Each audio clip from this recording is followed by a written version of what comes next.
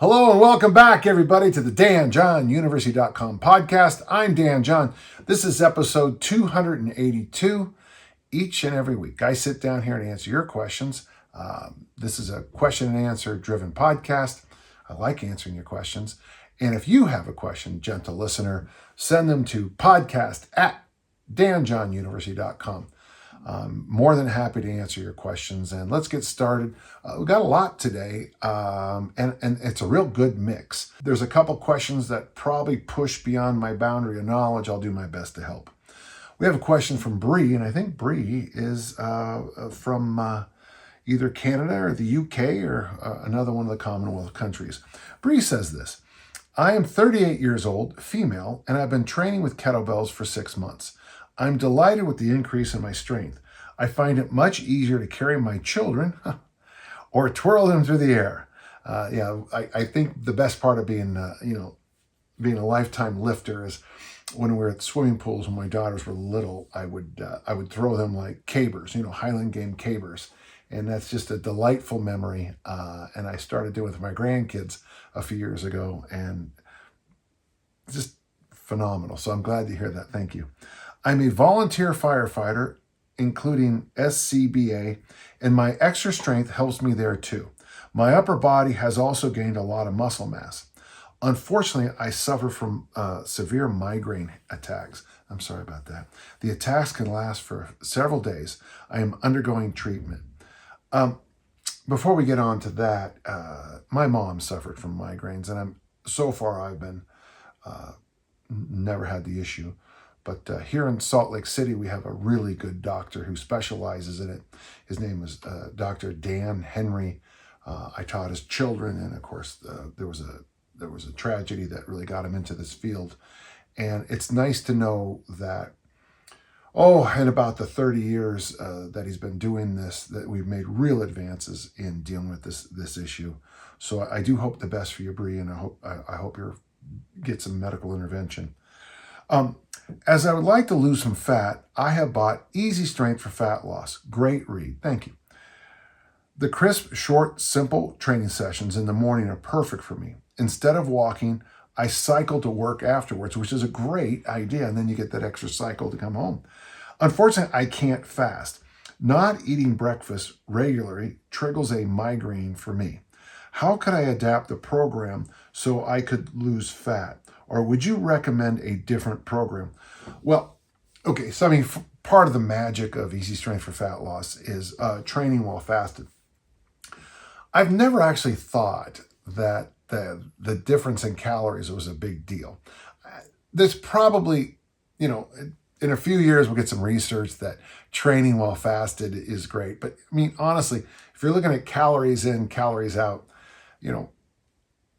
having it might not matter at all. And this is what I want to talk to you about. The one thing I didn't get was your height. One thing I'd recommend is I'm in a place in my career where I'm starting to think that instead of using body weight as the caloric number for, Kiko, calories in, calories out, that we use height as a better one. I got this from Brad Pelon and John Barbin, and once I looked at the numbers, it was just so logical for me. So the first thing I'm recommending, if you can look up the work of John and Brad and just get back to me, or you can, you would find this in a number of their works. I know in Brad's new books, he covers it well. But the first thing I would do is, we know it's calories in, calories out. Now, it is true. I know everyone hates Gary Taubes again with the big fat lie. There is insulin. There is all those other factors are true. I also think that the body has a great memory. I think your fat cells remember being fat in the same way that I know your muscle cells remember lifting weights. That research is from the 1940s. If you lift weights and get strong and it takes you 5 years and then quit for a year, you can get right back to the old numbers fairly quickly. Maybe not, of course, if you're, competitive power lifter, Olympic lifter, time is a brutal friend. So the first thing I'd like you to think about is calories in, calories out is true. So the first thing I want you to think about is how much protein you should have a day. From what I'm hearing, Bree, I would put you a little higher on the protein need scale. Now, you can't trust me. I'm not a nutritionist. I'm already out of my scope of practice, but let's just say you need 90 calories a day. So we'll round that up. A calorie protein has 4 calories per gram or something like that. If I'm wrong, no one cares. Let's just round it up and say you need 100 calories a day. So somewhere between 400 and 500 calories a day should be your protein. From there, I would pull out like things you just have to have. It's interesting we have this conversation. The other day, somebody said to me, well, Dan, what do you have to have? And I made the joke, well, Irish whiskey. Well, so I looked it up, and a shot of Irish whiskey has 70 calories. And I thought to myself, what would be a good way to destroy every night? And I thought, well, 7 times 70 calories. That still only gets me up to 490, 500 calories. I'm not, by the way, Brie, I'm not telling you to drink 7 shots of Irish whiskey every night. That's not what I mean. But what I would do first, double check your protein. So number 1, get a general number for how many calories you need a day. Number 2, look at your protein numbers. Number 3, look at the foods that you think your non-negotiables that you want every day. Weirdly for me, I don't eat. I'm not trying to be some, Jack LaLanne or some hero or anything. I've been blessed by not having any kind of sugar tooth at all. I don't eat birthday cake, and I never have. I don't like cake. There are certain pies I like, sure. But I can go without pie for decades and not even notice it. Candy, I'll have even last night I had a Hershey's Kiss, and I was like, oh yeah, that was good. I don't know how many calories in a Hershey's Kiss, but if there's a certain food or drink that you just have to have every day, put that number in second. So first in your calorie number, second is that food or 2 or 3 or 4 that you have to have every day. For me, I eat a lot of berries, I eat a lot of fruit, and it's funny when people say, somebody said to me the other day, I was talking about all the berries I ate, they said, aren't berries fattening? And I thought to myself, I challenge anybody to get fat eating just berries. The first day you might get satiation, but there's going to be some, let's say, digestive and elimination issues that'll be far beyond the scope of this small podcast. Your protein number, your cheat number. The next level I would look at is your berries, your fruit number. Almost universally, we can sweep the hand and say most vegetables are okay. Now, the tuber family, the potatoes and things like that, you might have to account for those. But, when you read the work of Greg O'Gallagher, and he talks about, eating, a massive protein meal like steak and a big baked potato to lean up, well, that's because he's doing the calories in, calories out model, and you can pull off that. So, your protein, your have-tos, your fruits and other things like that. That could even include drinks with calories, though I really recommend. I got black coffee here. I drink a lot of tea, black coffee, and water. They're all no calories. In my fridge, I do have bottled water, and I also have diet soft drinks if I just need that little hit of some taste. Vegetables are basically free except for tubers. If you go through the math on this, and you probably only have to do it once, you're going to find that you can probably not fast if you take care of those numbers. As always, the devil's in the details. But if you focus on protein, don't think I'm not going backwards. But if you focus on protein, your fruit and berry family, your liquids, your non-caloric liquids, if you look at those, most vegetables are kind of free. And then if you do eat potatoes, you'd look at those. You probably will notice that's a lot of food to cover whatever caloric needs you need a day. The second thing I'd like you to think about, Bree, So calories in, calories out, do the math, do it once. You'll notice I didn't mention bread and waffles and most of our grain family because they are intensively high in calories. I want to do a video on, there's a brand of chips that are over here at the grocery store. And I looked at the bag the other day and it said 170 calories per serving. I looked at the bag and I said, oh, that's not bad. And then I found, as I looked at it, I think I have all the numbers right, is that there's 17 servings in that bag. Well, when you open the bag and you break it out into 17 servings, what you end up with tortilla chips, you don't have very many chips in your hand to get 170 calories. The protein drink that I have is usually drink is 160 calories. I guarantee this, I could eat a whole bag of tortilla chips or potato chips. Guarantee it. I know I can do it. I don't think I can drink 17 servings of a protein drink in the same amount of time. So if you need to lose weight, you just have to realize that what I call cardboard carbohydrates are death to you. And I know the sad part is, as I'm saying this right now, somebody in the food industrial complex is listening to me and going, we got to figure a way to get, those, to be salmon so you can't stop eating. I mean, have you ever seen a commercial? There's a commercial here for a potato chip. I bet you can't just eat one. Well, I've never heard of a commercial with salmon that says, a pound of salmon, I bet you just can't eat one. I have an old thing, a standard I've used for decades now, called the two pound salmon challenge, the 1 kilo salmon challenge.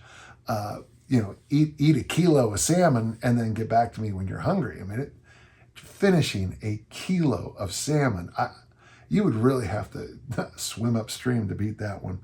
So you don't have to fast, but you really do have to look at your calories in, calories out numbers. You need to make sure, I would suggest keeping a real eye on cardboard carbohydrates. And then one final thing I think might help you and anybody else, I would cycle your protein a little bit in a week.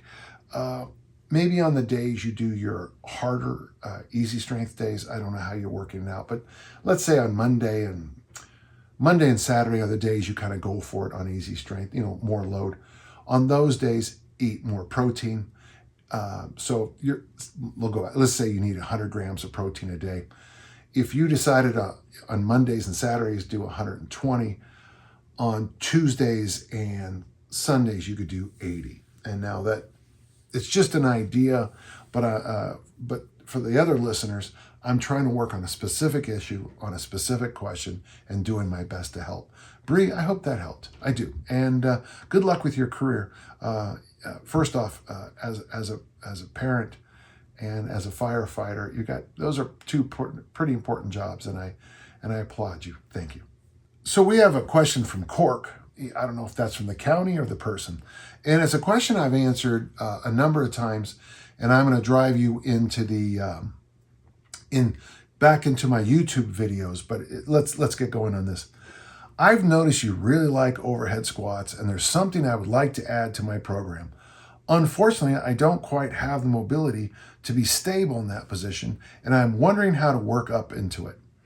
It feels like my shoulders are very insecure specifically.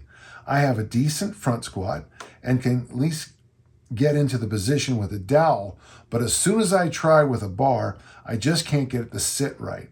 I have also tried doing socks press, squatting behind neck presses, and run into the same issue. And I just can't lock out while maintaining balance. I would appreciate any insight you can give. Well, that's interesting because, I have that drill, and it's here on my YouTube channel where I go from goblet squats to overhead squats. My good friend Zach Henderson just replayed a video over on Instagram of me coaching Zach through the drill. And you do a goblet squat, you go to the bottom, you curl the weight down, you pick up the dowel, you stand overhead squat style, you stand up, you squat back down, you put the dowel on the ground, you curl the weight up, you stand up in the goblet squat, you squat back down, you just repeat. I used to recommend 8 reps, and then I did it with heavier. I actually used the bar, and it was much harder than I thought. So first off, the goblet squat to the overhead squat drill. Number 2, I think doing the SOTS press might have been a mistake. Let me give you my variation that I use before weightlifting meets. I don't want you to come all the way down. Oh, also too. Okay, let me come back to this. Let me finish my point.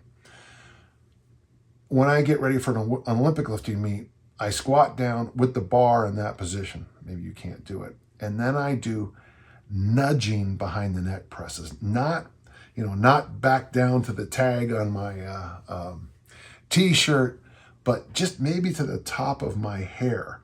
So maybe one of the things you can do, and even less than that, sometimes it's just these little minor presses out. I notice when I'm pressing out, it's classic distraction. While some parts of my brain and nervous system are focusing on those little tiny nudges, my hips, lower back, and upper back are arching up and taking care of business.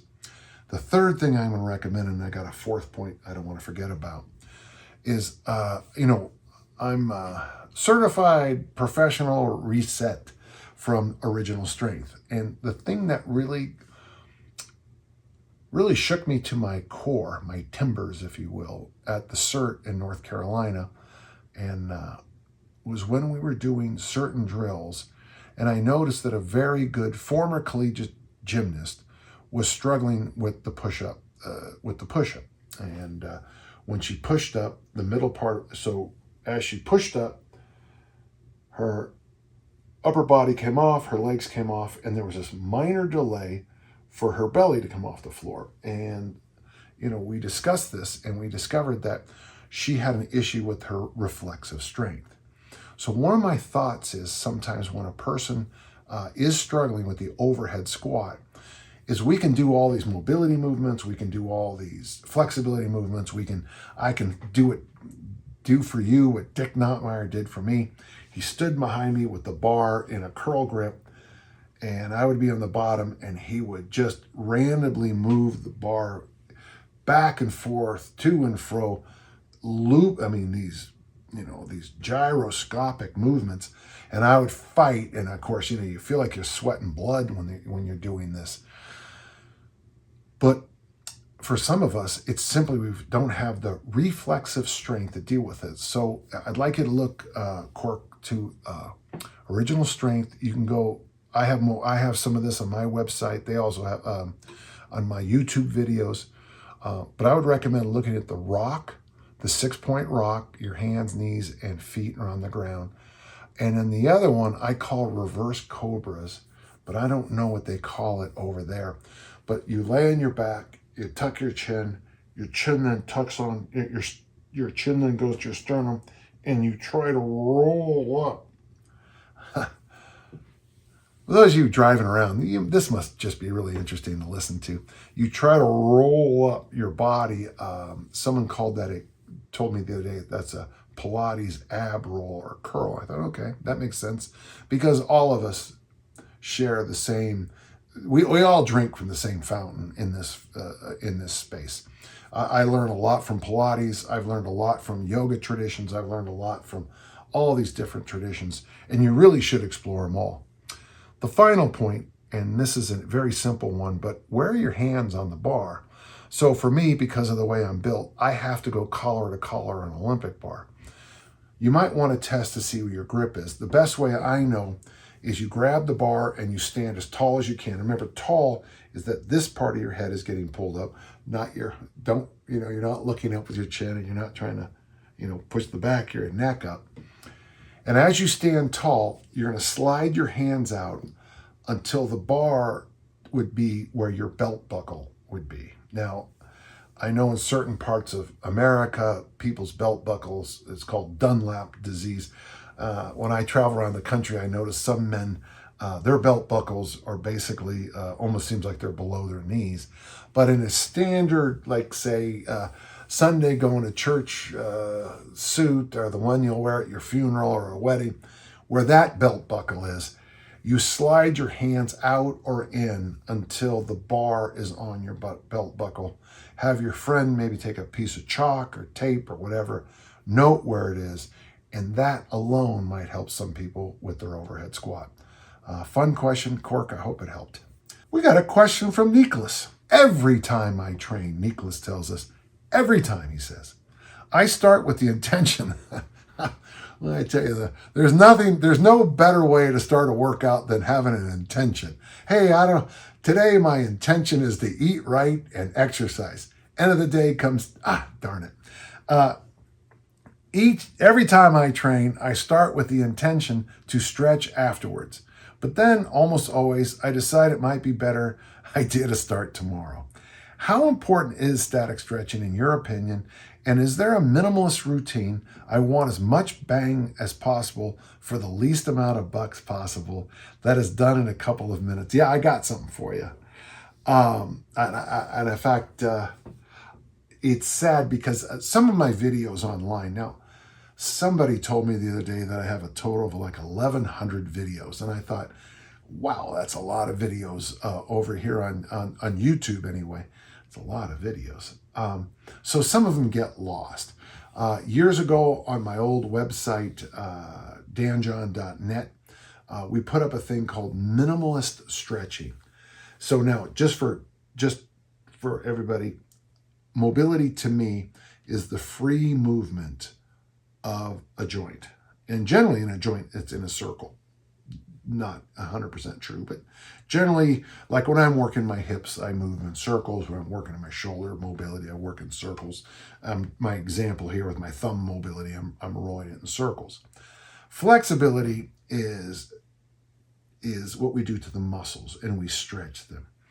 I push mobility first. So my two perfect stretches, the first is called the Stoney stretch, Stoney stretch.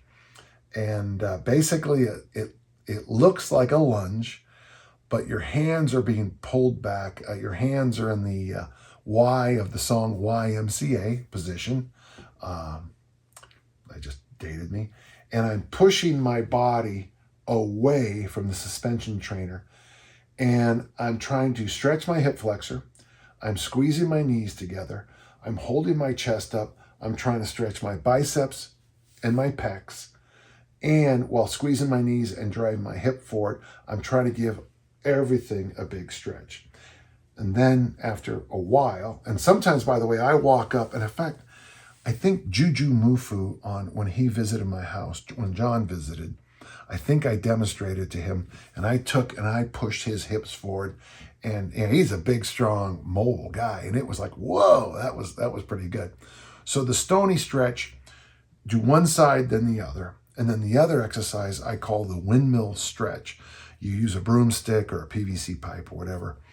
And it is a classic windmill, but you hold it, you hold it here.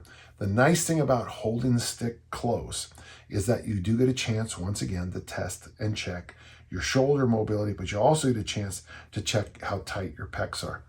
Tight pecs, I don't know how it is now, but 2 decades ago when I was in a lot more public gyms, one of the issues I really noticed a lot of men is that their pecs were way too constantly tightened up. And I just don't think that's a good thing you want to be in. The windmill stick, it's a very simple exercise. You're going to start with your feet together, the bar's in the T position. You're going to slide 1 foot forward, and then you're going to move into the windmill. If my right foot's forward, I'm going to stick my right elbow inside my right knee and use that torque to expand, and I'm going to have my eyes lead that stretch upward. Do that to both sides.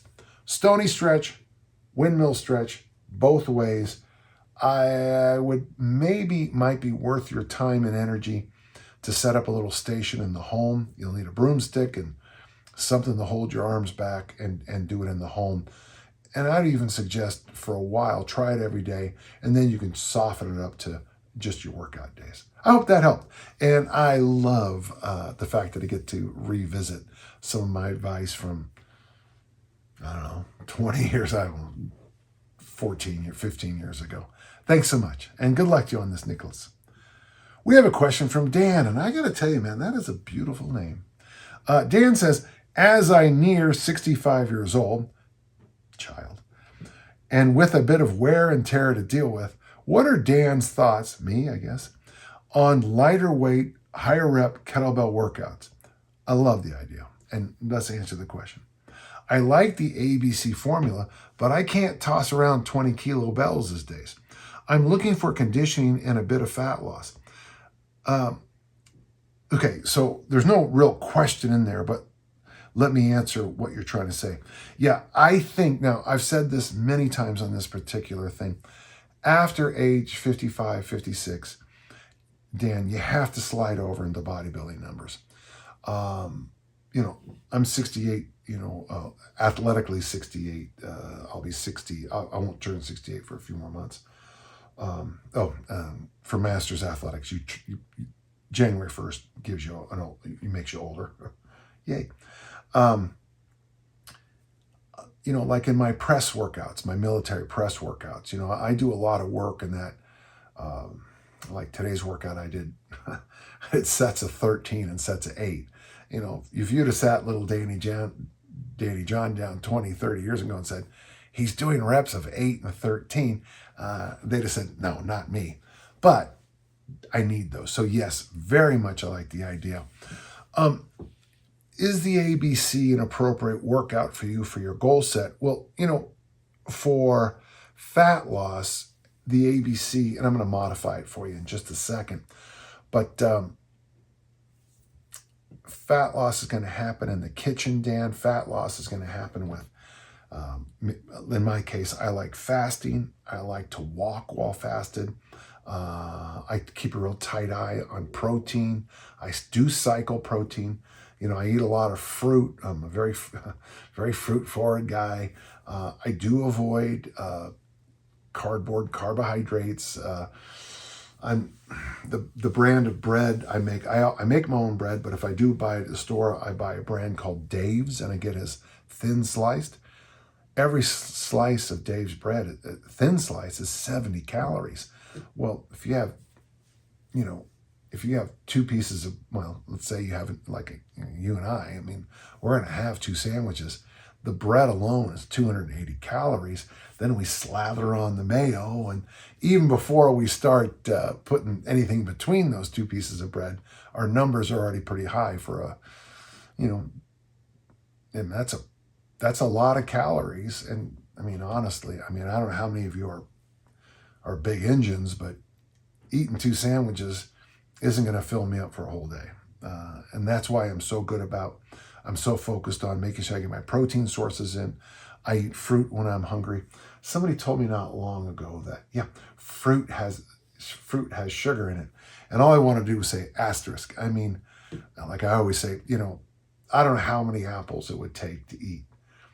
So at my height, I should have 2,800 calories a day. Okay, good.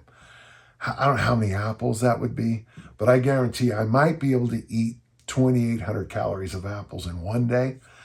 I don't know if I'd be able to do much else the next day. It would be a brutal next day. So if you're going to do the ABC formula, let's just do this idea. Go lighter. I still would like you to do the 2 cleans, but certainly think about something like maybe up those presses to 3, maybe 5 if the weight's only 12s. And on the front squats, do an appropriate number that would work well with you, maybe like even up to 8.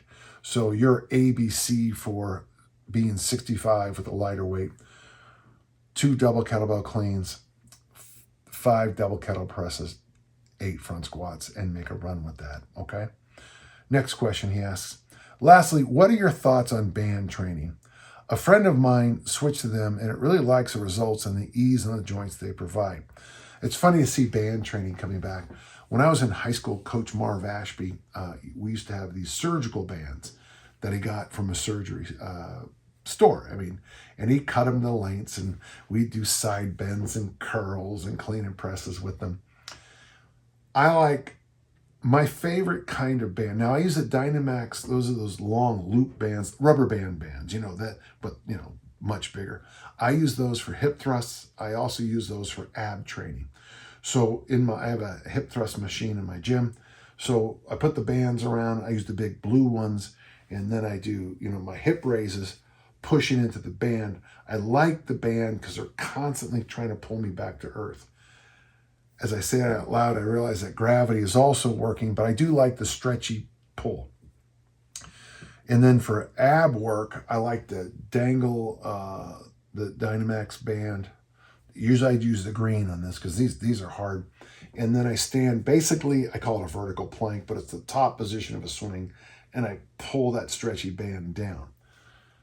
For the other ones, and I get these from Perform Better, they're the ones that have, I have the black ones that have handles on the end, and then they connect, and with the connector, you can either, I have those TRX holders, so I have one set that dangles from the ceiling, and the other set is connected to our stripper pole. When you come to the gym, it'll make more sense. And it's got this little thing on it, and it's got a little, it's got a little eyelet, and I've roped that through.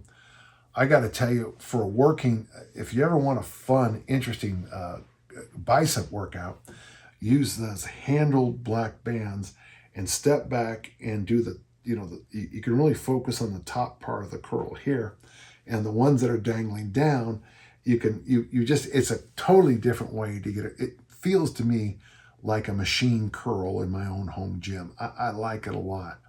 I've tried to do other stuff with it. Like I've tried the deadlift variation with it. I've tried to do the clean and presses. For me, the clean and press isn't, the press isn't bad, because as you stand up with it, you are really going to get a lot of tension at the top of the press. I would say I like them for what they do well.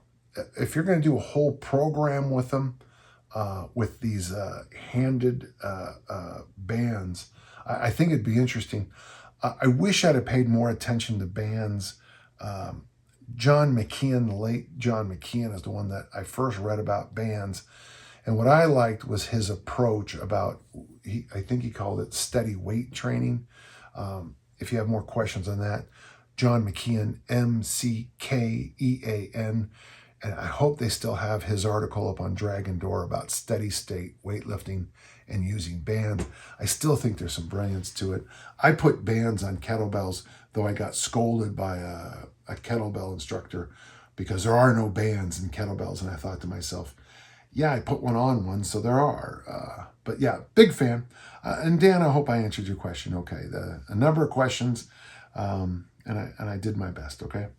We have a question from Trenton. I hope you're from New Jersey. I'm currently doing the kettlebell armor building formula, and I was curious on the pressing days for the 2, 3, 5, 10 ladders, if there would be any benefit of incorporating a push press for the rung of the 10s rather than strict press. I have given it a go for a few workouts now and feel like I'm getting that extra squeeze out of the muscle. But I also feel like I'm cheating myself. Oh, Trenton, don't you cheat. What do you say? Well, first off, thank you. And I really like the idea. First off, I do think it's funny you call it cheating. To me, cheating is something that happens in marriage or on an exam. In the weight room, as an Olympic lifter, my sport is cheating. We're just trying to get as much weight overhead as we can, and then they threw in a whole bunch of stupid rules on top of it. So I came out with, and you can find it all over the internet now, Armor Building Formula supplement, where I talk about some other options to do with that set of 10 if you can't get there. In fact, yesterday in the gym, someone was going 2, 3, 5, 5, 5, 2, 3, 5, 5, 5 to get those 10s in, because to get that set of 10 was 2 sets of 5, because they've really jumped in load. If you'd have said push jerk, I'd have probably said no. But if you can do the push press, I like the idea. One thing that'd be kind of a fun thing for you to follow, and anybody else trying Trenton's idea. Let's say like I've just moved up to the double 32s. And the first set of I did a set of 2, no problem. Did a set of 3, no problem. Did a set of 5, it's starting to get there. And on the first round, I get the 10, but the last reps are E. The next round, I have to jump in on, say, set 7 and use my legs a little bit in the push press. The third set, I have to start at 4, and I do, the rest of the reps using the push press. 3 weeks later, I'm getting 2 rounds of 2, 3, 5, 10 with no cheat. Cheat. I'm saying it 2 now. And then on the third round, it doesn't hit until 6.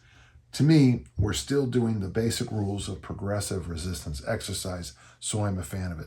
The only thing I'd like you to think about, Trenton, is that there's a push press, and then there's just then there's a push jerk. I'm trying to even find a better word for what I'm trying to say. Just make sure it's a dip, and you're solid, and you drive through. I don't think there's a problem with this. Anybody else who's going through what Trenton's doing here, help us out. Let me know how it goes, because I find this an interesting idea. Also, don't forget the Armor Building Formula Supplement is out. We have it over at my website, and I sure hope that helps. Let me know how it goes, Trenton. I like it. In fact, there's a part of me that thinks your idea is better than 2, 3, 5, 5, 5, but I like the idea. Thank you. So Alex wins the award for the first 10,000 swing challenge of the new year. A few months ago, after successfully completing the 10,000 swing challenge with 32K, I decided to try something new and made an attempt at kettlebell juggling with the 16. This was fun and educational, but unsupervised and enthusiastic. I got myself a light whiplash injury in one of several instances of catching the kettlebell falling at a high velocity in a position where I should have known better not to. I remember when kettlebells first came out, one of the most common things people would do was kettlebell juggling. It was, the first kettlebell instruction I ever got, and thank you, JJ and Matt McNamara, wherever you are now, thank you. We spent a lot of time doing kettlebell juggling, which is interesting because I didn't learn the swing at that time. For a couple of months, any swings or any high acceleration movements were a no-go for me. So I leaned on goblet squats, presses, and banded push-ups. Oh, I like that. Now I can do an occasional 100 to 150 swings, but they bring no joy to me anymore. This is sad. This is one of the saddest. I'm getting emotional here. However, often they bring some residual dizziness. Low dizziness may appear even after a high volume cleans during ABC or clean and press. I was wondering, is it possible to have a holistic training program with kettlebells without swing movements? I'm sure during your work with young athletes, you've encountered that kind of injury quite a few times. What are your usual workarounds? Well, first off, Alex, I don't know how to say this, but for a while, the swing was the epicenter of the kettlebell world. And then it became the kettlebell snatch. And then it became the cult of the Turkish get-up. For a lot of us, and I'm not a crowd, I always thought one of the best things you can do with kettlebells is clean and press. And if you did doubles, clean and press and double kettlebell front squat are my favorite. Someone should write a workout, maybe call it the Armor Building Complex, and maybe write a book called the Armor Building Formula. I love those. Obviously, I love the kettlebell goblet squat because, I invented it. So there you go. And I think for most of the people I work with, if you focus on the clean, the press, and the front squat, all your dreams come true. I'll be over on some of the forums, and people keep doing form checks on their swings. And I don't often comment because by the time I get to it, there are 1,000 pieces of information and very often contradict each other. So yeah, I think you can have a really good kettlebell life without doing swings. Now, if you come to my workshop, I have one called Bounce, and I have another one. I'm doing, and it just dropped out of my head, but I'm putting together a booklet for it. And I love making booklets, books and booklets. And I have this thing called my movement matrix. Alex, for you, I always take people back to the glute bridge, which is also known. The glute bridge is the isometric hip thrust. I love the glute bridge. I love the hip thrust. They are swings, especially if you do them the way we do at my gym, where we use a resistance band. So, in fact, there's pictures all over the internet of me having people do hip thrusts where I'm actually, their hands are like this, and I'm pulling their hands towards their head, and they're fighting back. So in my gym, when I'm doing hip thrusts, I have rubber bands connected to the stripper pole. And when I'm doing my hip thrusts, the stripper pole is vertical, the band is horizontal. I'm pulling that this way. I think the hip thrust with the abdominal pull is probably as good. Well, let me just say that it's better than most of the swings I see people do. So, glute bridge, the isometric, the hip thrust with the ab pull. From there, I have a couple of things I teach at workshops. And they're on my YouTube channel. The Romanian deadlift stretch, the waiter's bow, and the Bulgarian goat bag swing. I'm not sure how long it's going to take you to build up to those, but I would suggest the hip thrust, the glute bridge at first until you're feeling very comfortable with these other issues.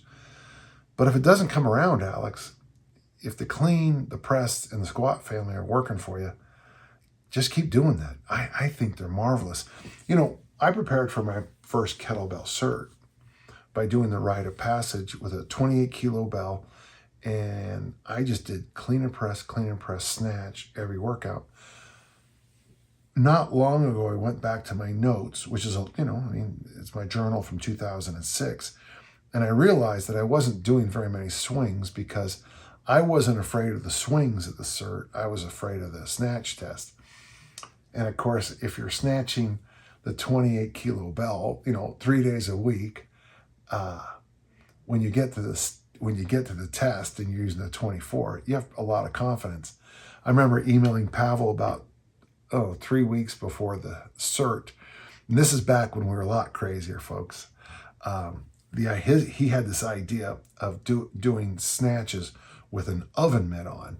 So I passed the snatch test under 5 minutes with oven mitt, with the 28K with oven mitts. Well, I was pretty sure that I would pass the snatch test with the 24. In fact, Missy, who was my assistant who was counting for me, she asked me, because once I got to the number, I just kept going. And the reason I kept going is it felt great to get that rhythm of the snatch. My first RKC cert, I was so confused about the swing. Brett Jones took me aside and helped me. But even now, even though I am the champion of the 10,000 swing challenge, for a lot of people, it's just not an exercise. They don't do it well, and there's issues. And folks, we always go back to Steve Bacardi's great insight. If people can't pick it up in 15 minutes, move on to something else. Okay? I hope that helped. Thank you. We have a question from Andy.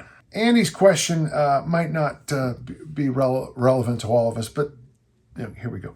Since I live in an apartment complex where space is limited, I would prefer a short barbell about 5 feet. I won't be able to have a rack for squats bench due to limited space, and dropping weights is out of the question. And he says, my poor neighbors. What is your opinion about the standard 1-inch non-rotating sleeve barbell for the clean and press versus the Olympic bar? It's going to be a real quick answer, Andy. And this is even better. I didn't even think about this. As I was answering the question, I saw this right there behind my, where I have the questions. This is the Sears Barbell and Dumbbell Exercise Program from Ted Williams. This is the first weightlifting book I ever read. We got this in 1965, and that's when I started lifting weights. Wow. The copyright on this is 1963. Yeah, I know what you're thinking, folks. You should have started then. I was 6. So, yeah, you're right. I put it off. This is my 60th year of lifting.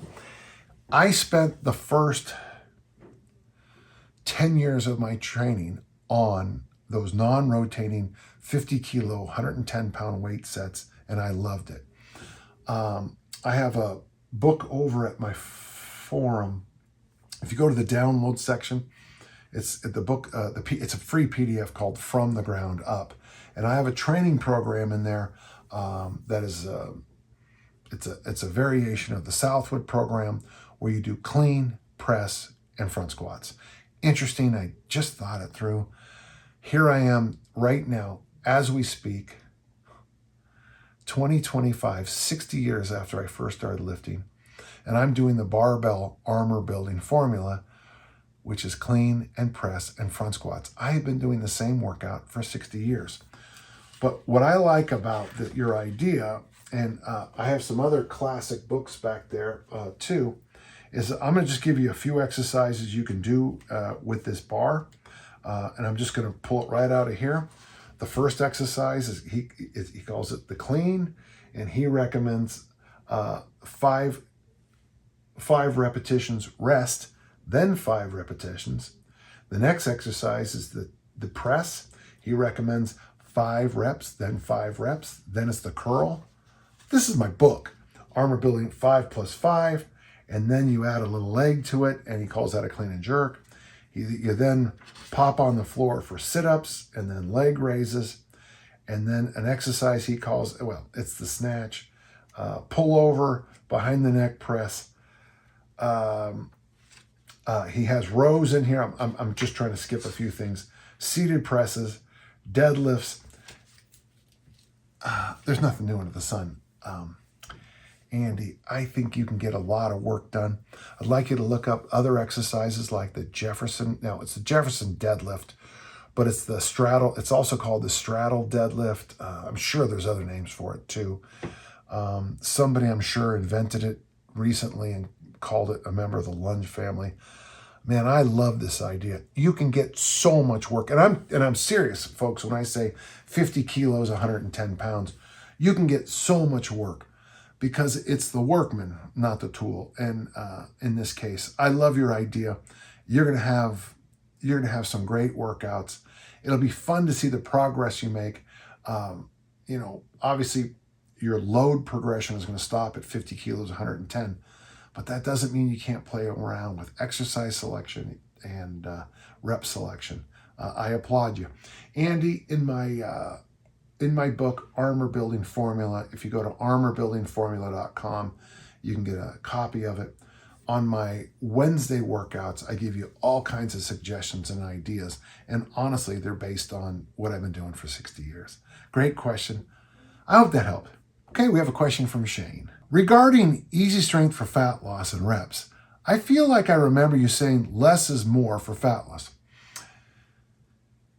Okay, there's so much more to that, but yeah, well, let's go with your question. I thought in a past video, you mentioned you had a group experiment with 3 sets of 8 and then a walk, which doesn't sound like a big deal, but I recalled you saying it did not work as well as 2 sets of 5 because the workout standing cutting into the walking time. Can you expand on this or point me to the video? Okay. Shane, in the future, when you want me to reference a video, it'll help both of us to not use like, I think you said something in a video in the past. As I mentioned earlier in this podcast, I have 1,100 videos, and don't take this wrong. I'm not going to go through all of them to find the answer to this, okay? And I'm saying as nicely as I can. I looked up and down and can't find where you originally mentioned it, and I can't find it either. 3 sets of 8 is like my go-to idea. So with easy strength, once you kind of max out your easy strength numbers at 2 sets of 5, or you hit a certain age, and honestly, I generally say 55 and older, but I'm starting to think with the people I work with here in America, once you hit about 35, it's better to up the weights. One of my favorite programs is 3 sets of 8 with a tight 1 minute rest. So if you're going to do, let's just break down what I want you to do.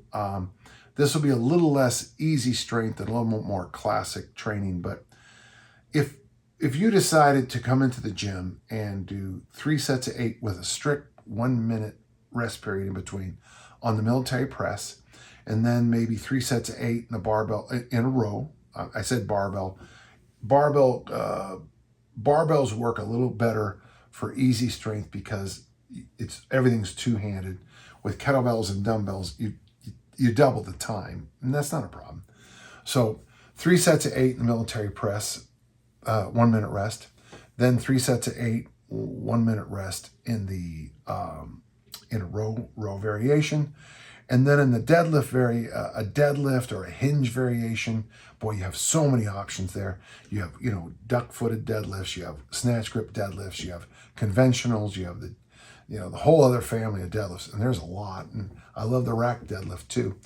If you were to do that for 3 sets of 8, in the snatch grip deadlift, that would get that heart thumping. If you then decided, now this is a little different than easy strength generally, but if you decide to do 3 sets of 8 in the goblet squat with a minute rest, and then you did some, then you just grabbed the dumbbell or kettlebell and did march in place suitcase carries, and then out the door for a walk, I think that'd be a pretty good program. I don't recall ever saying that 3 sets of 8 was ever a problem. 3 sets of 8 is the most studied format for in our field. That's DeLorme's. If you ever get a chance, and I recommend everybody do it, a progressive resistance exercise by Captain Dr. Thomas DeLorme. He helped a whole bunch of people in World War II. He was, our good friends over at the University of Texas at the Stark Center in Iron History did a really great exposition of all of his work, and I quote it constantly. He basically gives us the 3 sets of 10, 3 sets of 8 schema that we all fall back on. I think it's a great program. Years ago, when I had no time, I moved to 3 sets of 8 with a minute rest, with day 1 being military press and power curl, day 2 being whip snatch and close grip snatch, and day 3 being front squat and overhead squat. And I made some of the best progress of my life in workouts that lasted 9 to 11 minutes, depending on how much ab work I did after that. I made great progress in the discus ring and the Highland Games. I'm a big fan of it. Anytime I give any advice on easy strength, it seems somehow people change it and manipulate it. The best results we have over at the Dan John University Forum are people that just do the program as advised and don't get cute.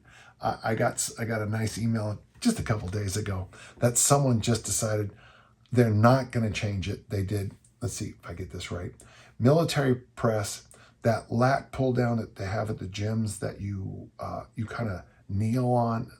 It's a pull-up lat pull down that you kneel on, and the person just did 2 sets of 5 of it until they could do pull-ups, chin-ups, I guess in this case.